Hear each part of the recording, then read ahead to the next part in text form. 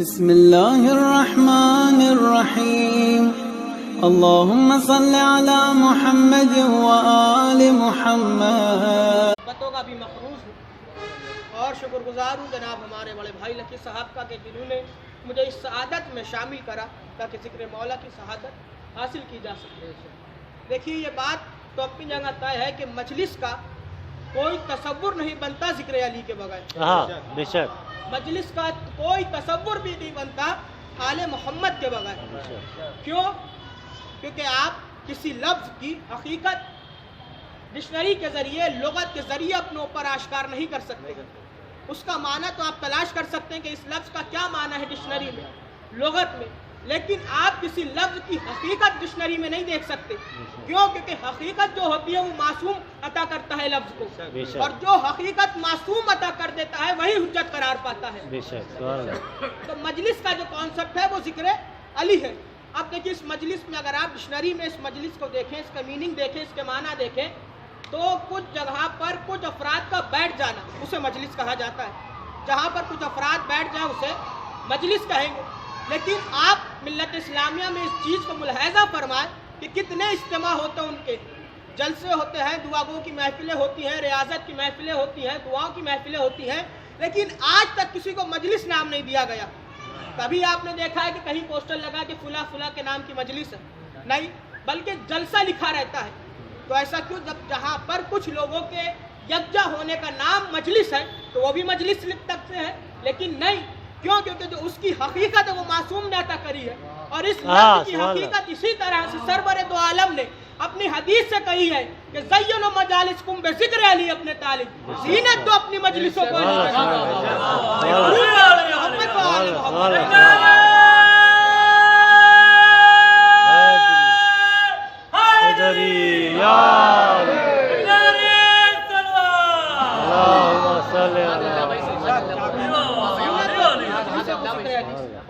کوئی بھی مجلس، کوئی بھی اجتماع قربت الہی کا سبب تو ہو سکتا ہے، لیکن مجلس نہیں ہو سکتی۔ کیوں؟ کیونکہ معصوم جس لفظ کو حقیقت عطا کرتے وہی حجت قرار پاتا ہے۔ اور ملت اسلامیہ میں تو لوگ اتنی پوری ذمہ داری سے بھی، کانفیڈنس سے بھی یہ نہیں کہہ سکتے کہ مجلس یہ جو اجتماع وہ کر رہے ہیں یہ عبادت بھی ہے۔ پوری ذمہ داری سے نہیں کہہ سکتے کہ جو میں نے اجتماع کیا ہے یہ مکمل عبادت بھی ہے، لیکن یہی ایک یہاں پر فقہ جعفریہ کو یہ خالی حق ہے کہ وہ سینہ چوڑا کر کے یہ بھی سرور دو عالم کی حدیث ہے کہ لِأَنَّ ذِكْرَ هُوَ ذِكْرِي لَذِكْرُ اللَّهِ وَذِكْرُ اللَّهِ عبادہ، کہ علی کا ذکر میرا ذکر، میرا ذکر اللہ کا ذکر، اور اللہ کا ذکر عبادت ہے۔ ایک درود پڑھو محمد و آل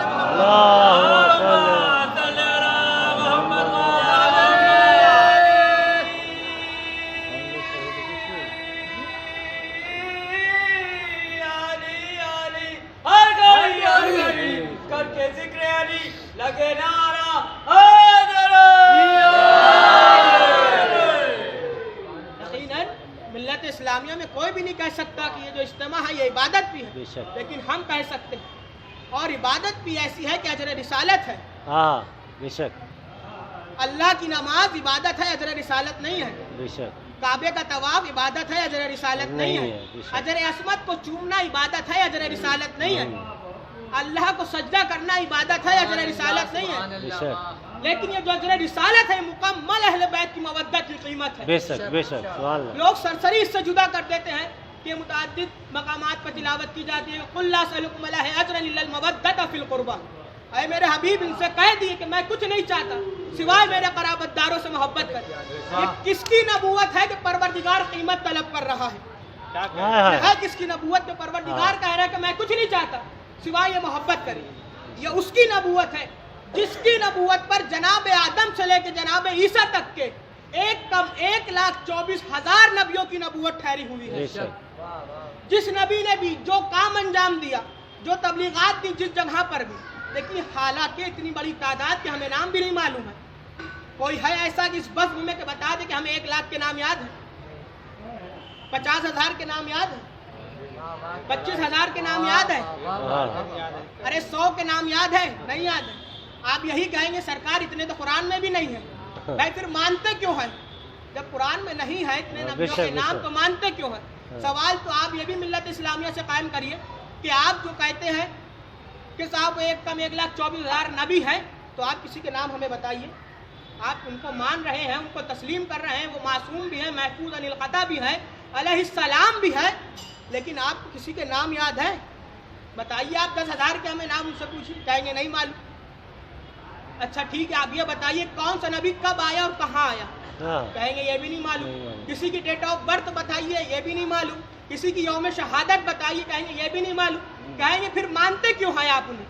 कहेंगे भाई हम कुछ नहीं जानते, सिर्फ एक सादिक व अमीन पैगंबर ने कहा था कि मुझसे पहले 1,24,000 नबी थे तो फिर थे.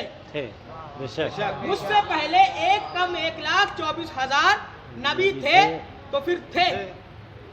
तो इसका मतलब मिल्लत इस्लामिया का जो अकीदा है वो एतबार लब रसूल की जुम्बिश का नाम है.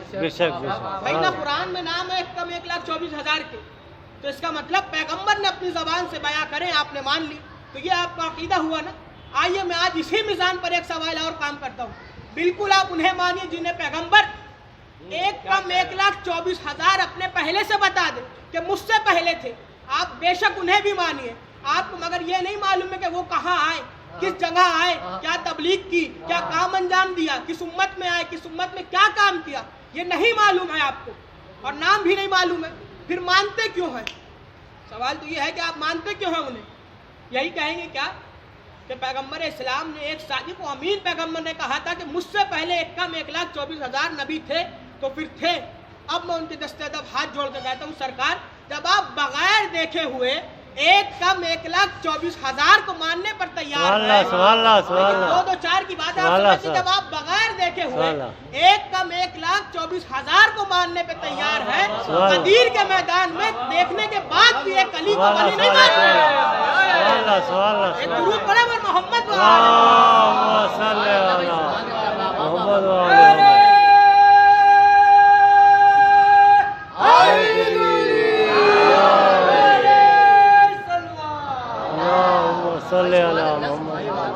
देखने के बाद, बल्कि इकरार करने के बाद, मुबारकबाद देने के बाद भी क्या कहना भाई, आप एक अली को वली नहीं मान रहे हैं.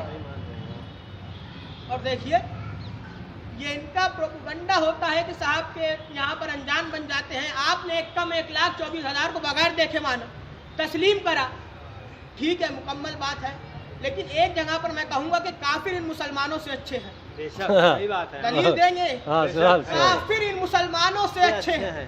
अबू जहल और अबू लहब के दौर में जब पैगंबर मोहम्मद मुस्तफ़ा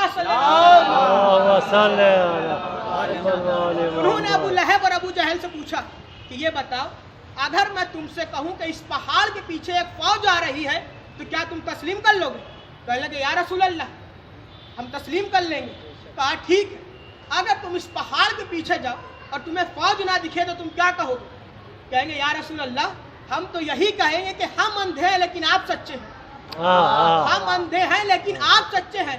तो अब यहाँ पर ये जुमला कहूँ तो गलत ना होगा भाई, कम से कम काफिर है लेकिन ये तो मालूम है कि हम अंधे हो या आप सच्चे हैं. लेकिन गदीर के मैदान में मुसलमान देखने के बाद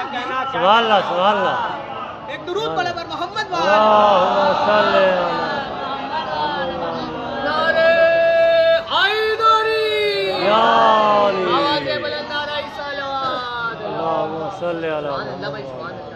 और ये जो अंबिया पर अकीदा है ये जुज़्व ईमान है कि मुसलमानों के कलमा ईमान का एक जुज़ है. अगर आप अंबिया पर अकीदा नहीं लाएंगे तो आप दायरा ईमान से बाहर हो जाएंगे, काफिर हो जाएंगे. अब देखिए ईमान में है क्या कलमा ईमान में? अंबिया पर अकीदा लाना, मौत बाद हयात पर अकीदा लाना, जन्नत और दोज़ख पर हयात वो यकीन लाना, मौत और सज़ा पर यकीन लाना. उसके बाद आगे आप देखिए, मौत के बाद हयात पर भी यकीन लाना है, आप जन्नत पर भी यकीन लाना है, दोज़ख पर भी यकीन लाना है, हूर और मलक और इंस और जिन्स पर भी यकीन लाना है. हालांकि ये सब चीज़ें दिखाई नहीं देती हैं, ये सब चीज़ें कहीं दिखाई देती. कोई कह दे कि हमने कभी हूरों से मुसाफिया किया है, कभी जन्नत का मुशाहिदा करा है, नहीं करा है, लेकिन ईमान लाना वाजिब है. भाई मौत पर ईमान है, हयात पर ईमान है, जन्नत पर ईमान है, दोज़ख पर ईमान है, हूर और मलक पर ईमान है. इस कलमा ईमान में कहीं सहाबा पर ईमान लाना वाजिब है? अगर इस कलमा ईमान में कहीं सहाबा पर ईमान लाना वाजिब है? कहेंगे साहब नहीं है। तो जब सहाबा पर ईमान लाना वाजिब ही नहीं है तो सहाबा को ना मानने वाला बेईमान कैसे हो गया? एक दुरूद पढ़ो भाई मोहम्मद जब सहाबा पर ईमान लाना वाजिब ही नहीं है तो सहाबा को ना मानने वाला बेईमान कैसे हो गया? अब लोग हमसे कहते हैं आप सहाबा को नहीं मानते, आप सहाबा को नहीं मानते। भाई हमारी जाने कुर्बान रसूल के मुखलिस सहाबा, हमारी माँ बाप की जाने कुर्बान रसूल के मुखलिस सहाबा पर। लेकिन फर्क आप में और हमारे में इतना है कि हम सहाबा को बुरा नहीं कहते और बुरे को सहाबा नहीं कहते। हम सहाबा को बुरा नहीं कहते और बुरे को सहाबा नहीं कहते। इतना ही आप में फर्क। बहुत अच्छा, बहुत सी बात। और हमारे माँ बाप की भी जाने कुर्बान इतने मुखलिस सहाबा पर, इतने मुहज्जब सहाबा पर कि जो दरबार रिसालत में बैठकर अपनी आवाज रसूल की आवाज से ना बुलंद करे, उन सहाबा पर हमारी जाने कुर्बान। अब बाद तकरीर कोई सवाल मुझसे पूछ ले कि सब मुहज्जब थे, सब लायक एहतराम थे, आप सब पर ईमान लाइए। किसी ने रसूल की बज़्म पर बैठकर रसूल की आवाज से अपनी आवाज को नहीं बुलंद करा तो इसको मैं नहीं मानने पर तैयार हूँ। मेरा अकीदा कुरान मजीद के मुताल्लिक ये है कि कुरान में एक आयत भी है तो उसका कोई मकसद है। कोई आयत बेअबस नहीं आई है कुरान के अंदर, एक आयत भी आई है तो उसका कोई मकसद है। अब उसी कुरान मजीद में अल्लाह कह रहा है या अय्युहल्लज़ीना आमनू, ऐ ईमान वालो, खबरदार तुम अपनी आवाज को नबी की आवाज से बुलंद मत करना। इसका मतलब दरबार रिसालत में किसी ने अपनी आवाज नबी की आवाज से बुलंद करी थी। जो ये पाबंदी आई, प्रोटोकॉल आया, जो परवरदिगार ने कहा ऐ ईमान वालों, देखिए ईमान वालों से है मुखातिब, अबू जहल लोगों से नहीं है। ईमान वालों से कह रहा है परवरदिगार की ऐ ईमान वालों, खबरदार अपनी आवाज नबी की आवाज से बुलंद मत करना। खबरदार आवाज अपनी नबी की आवाज से बुलंद मत करना। अब यहाँ पर लोग हमसे कहते हैं आप सहाबा की तौहीन करते हैं। भाई किसने सहाबा की तौहीन कर दी? आप बताइए। हम तो ऐलान करते हैं, खुला मजमे में ऐलान करते हैं कि हमारी जाने कुर्बान रसूल के मुखलिस सहाबा पर। लेकिन वही बात है कि हम ऐसों को सहाबा नहीं मानते जो रियाया के भी लायक ना हो। एक दुरूद पढ़े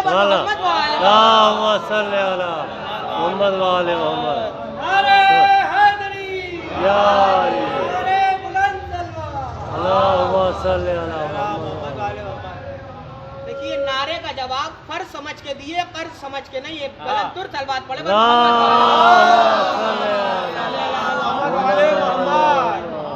देखिए हम आप तो ऐसे खामोशी से जवाब दे रहे हैं जैसे लग रहा है कि किसी ऐसे के नारे का जवाब दे रहे हैं किसी ने मैदान में शर्मिंदा करवाया है।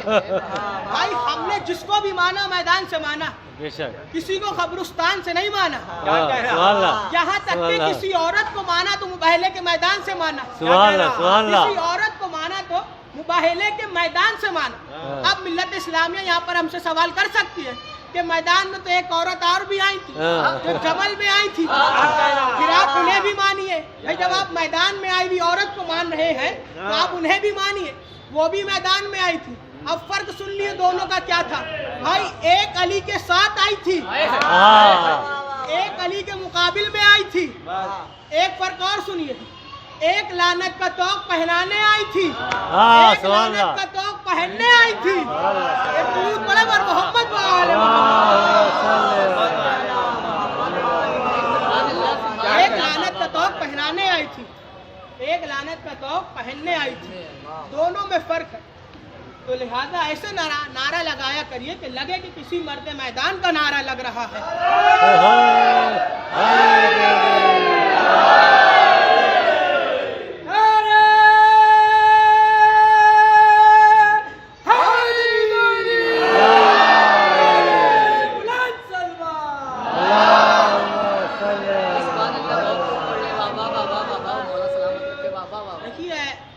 लोग इसी बात पे तो हम पे एतराज करने लगे हैं कि आप अली अली कुछ ज्यादा ही करने लगे, कुछ ज्यादा ही आपकी मजलिसों में अली के नारे लगने लगे। क्यों ना करें।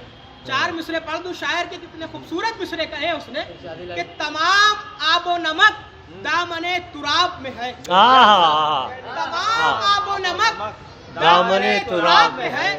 अबू तुराब علی جس کا کچھ کلام نہیں، ہاں ابو تراب علی جس کا کچھ کلام نہیں، اور علی کی ملک میں رہ کر علی علی نہ کرے، اما نمک حلال ہے یارو، نمک حرام نہیں۔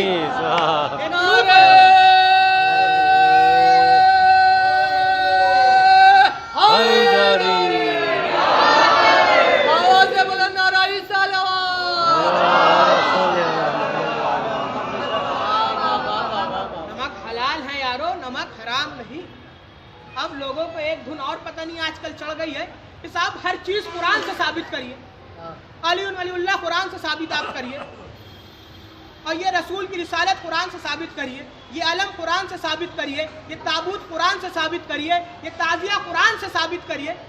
شکر ہے پروردگار کا کہ ہمارے بزرگ 1400 سال سے ثابت کرتے آ رہے ہیں اور ثابت کرتے رہیں گے۔ علم بھی قرآن سے ثابت کیا، امام حسین کا ذوالجناح بھی قرآن سے ثابت کرا، تابوت بھی قرآن سے ثابت کرا، زری بھی قرآن سے ثابت کری۔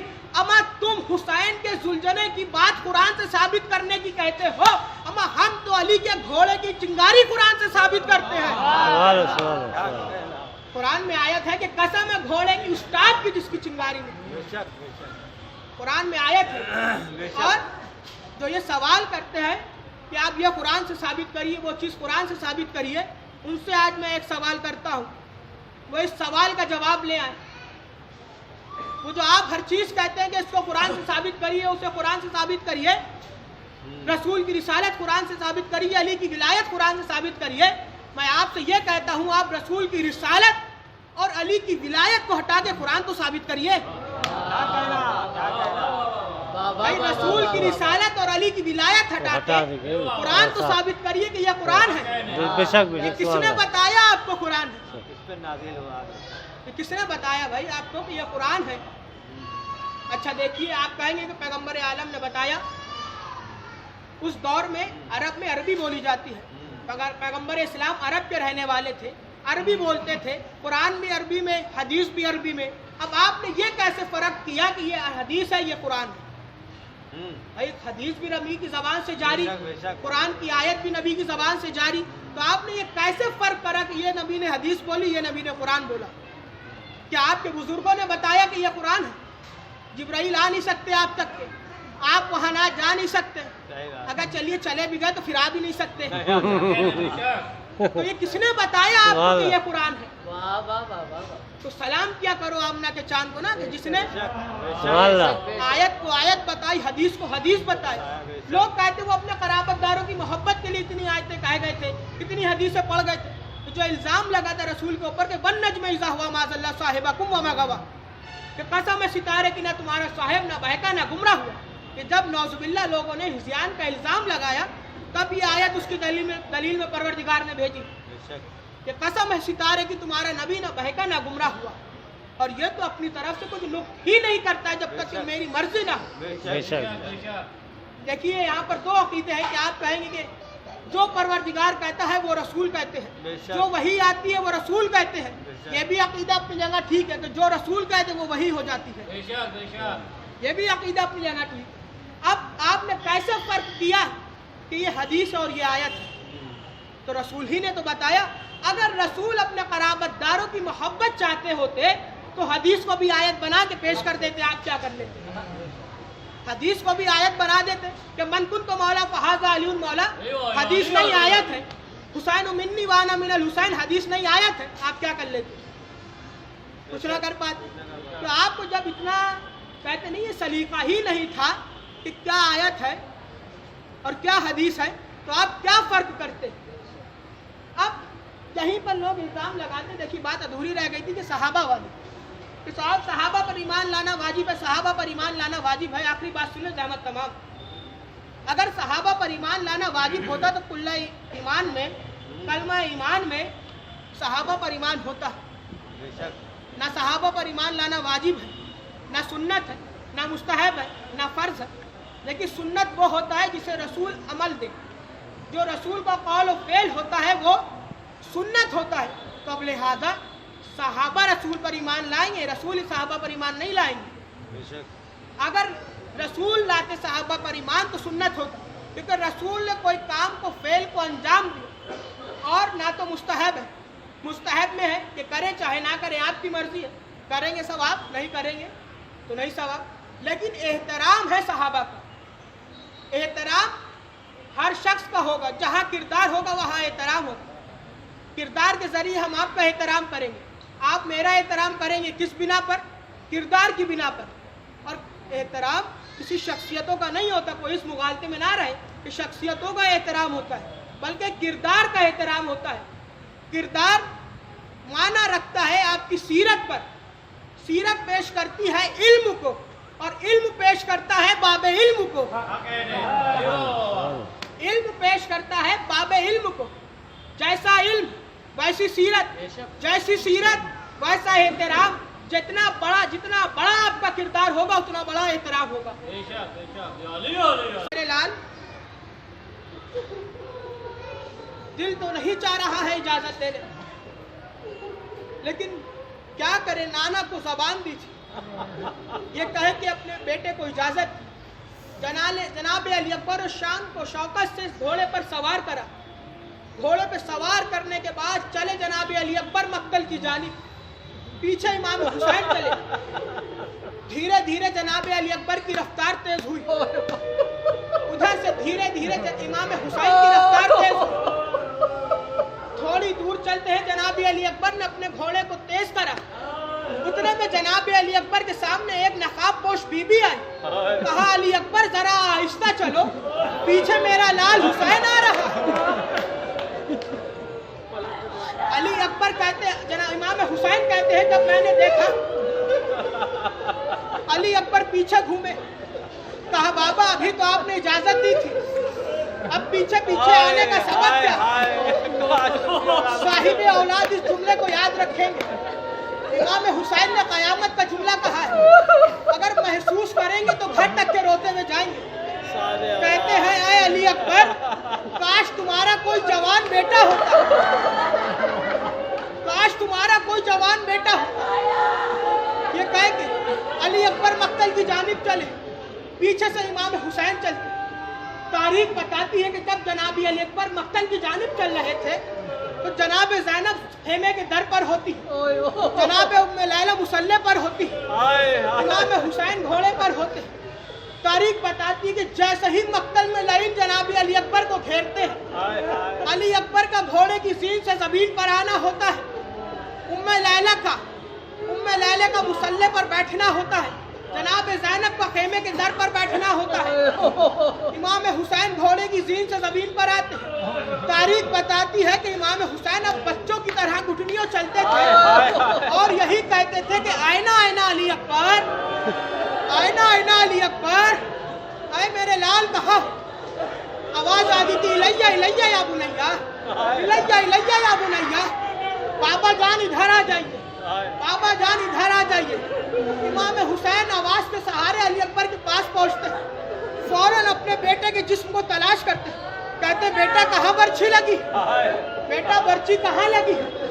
अली अकबर कहते, बाबा थोड़ा सा आराम करिए, थोड़ा सा सब्र करिए, आपके चेहरे पर गर्द भरी है, मैं इस गर्द को साफ कर रहा हूं। गर्द का साफ करना होता है। बाबा का हाथ लेके सीने पर रखते हैं, क्या बाबा यहाँ अनी लगी? लेकिन अफसोस ये था कि अनी तो लगी थी, लेकिन जालिम अनी को तोड़ के चला गया था। अल्लाह खुदा कोई गम ना दे सिवाय सरकार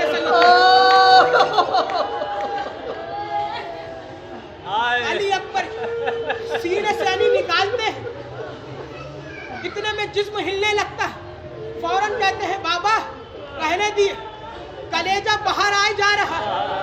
हाथ रोकते हैं। एक बार फिर तारीख बताती है कि मौला हुसैन घुटनों की जानिब खड़े हुए और ये कहकर बर्छी निकाली। ऐ बाबा, दरे खैबर उखाड़ना आसान था, लेकिन जवान बेटे के कलेजे से बर्छी निकालना मुश्किल। तारीख बताइए, माँ बहनें बैठी, एक सवाल पूछ लो यहीं पर, अगर किसी बच्चे के कहीं जख्म आ जाए, माँ तड़प जाती है कि मेरे बच्चे के ये क्या हो गया, रोना आ जाता है। अरे हाय उस मासूम में लैला से पूछिए जो बेटे का कलेजा हाथ पे लिए हुए थी। तारीख बताती है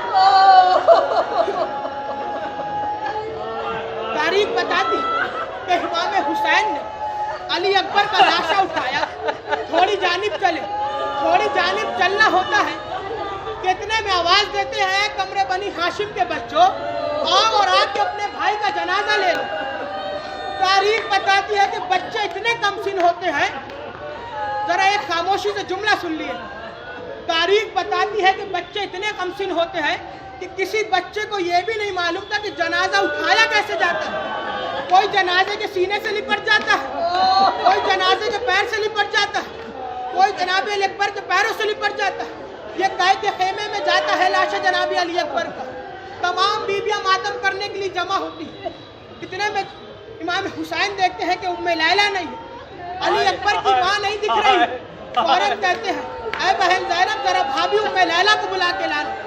जनाब ज़ैनब कहती है मैं खेमे के अंदर जाती हूँ तो मैं देखती हूँ जनाब उम्मे लैला कभी इस दीवार से टकराती है, कभी इस दीवार से टकराती है, कभी इस दीवार से टकराती है।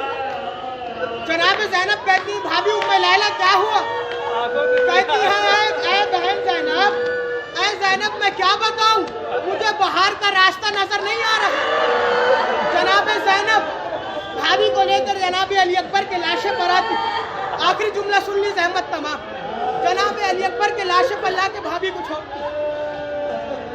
जनाब उम्मे लैला कहती है अरे मेरे वाली और वारिस, मेरी एक मन्नत थी, मैं उसको बढ़ा लूं जनाब अली अकबर के जनाजे से। कहते हैं ठीक, उम्मे लैला आप अपने बेटे के जनाजे से मैयत बढ़ाइए, मन्नत बढ़ाइए। तारीख बताती है कि जनाब उम्मे लैला कहती है ऐ वाली और वारिस आप मुंह उधर बार फेर लिए, आप उस तरफ मुंह कर लिए। इतने में कहती है ऐ बीबियां आप भी उधर बार मुंह कर लिए। जनाब सकीना तक के सारी बीबियां उधर मुंह करती हैं। तारीख बताती है कि एक बार उतने में जनाब सकीना जनाब इमाम हुसैन का दामन हिलाती है और कहती है बाबा जरा देखिए उम्मे लैला माँ क्या कर रही है। अब जो इमाम हुसैन देखते हैं तो जनाब उम्मे लैला जनाब अली अकबर का खून उठा के सर में लगाती है और ये कहती जाती है कि मैंने सोचा था जब अली अकबर की शादी होगी तो इन बालों को मेहंदी से खिताब करूंगी, लेकिन अब अली अकबर ही ना रहा तो इस मेहंदी का क्या काम है। मैं अपने बाल को अली अकबर के खून से